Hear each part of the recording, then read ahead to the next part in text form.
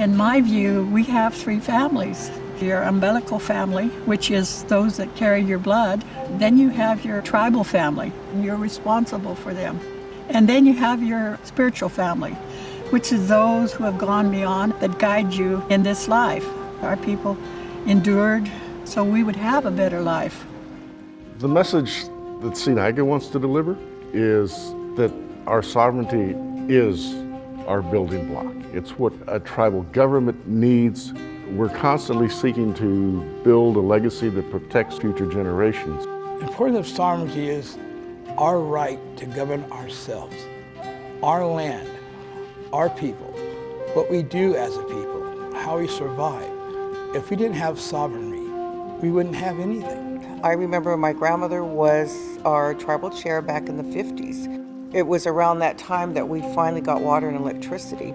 Prior to gaming, there was no real resource to take care of your own people, honestly. And gaming, of course, changed all that. Over the last 32 years that we've been in gaming, it has become a goal for us to make gaming not an end to itself, but a means to a greater future. CNIGA enables us to be able to gather with other tribal leaders and to hear opinions from small tribes, big tribes, local tribes, tribes that are further away. Primarily we focus on Indian gaming, but in the course of those conversations, economics come up across the state. And just looking at different opportunities and experiences that tribes have had and how they can share that with each other. Seeing where we came from, how we got here, it wasn't easy. These tribes in California changed the Constitution of California, fighting that battle. On behalf of 85 California tribes, please support Indian self-reliance and vote yes on 5. I was holding a sign and we were on the steps of the court building in downtown LA saying, you know, we are not going back to unemployment. We will not go back. And so we were all together. There's always a need to educate people about the process that the tribes have had to go through to get to this point. You know, when the Indian Gaming Regulatory Act was passed back in 1988, and it allowed tribes to do gaming. Because of that, you know, the tribes have really taken that on and have been very successful with it. Nothing was handed to the tribe. It is important. It is a large burden on our shoulders to be able to realize the efforts and the sacrifices that went into making that happen. And it is our duty to be able to build upon that for the generations to come in our individual communities. The changes and improvements have been astounding. We see tribes that are recognized not only as a political force, but we're also recognized as an economic force. We've created jobs, we've created opportunities for education and healthcare for our own people. Those are the kinds of things that we've seen happen with gaming and through gaming, and the importance of tribes being able to manage and direct their own legacy in that regard is what is near and dear to our hearts.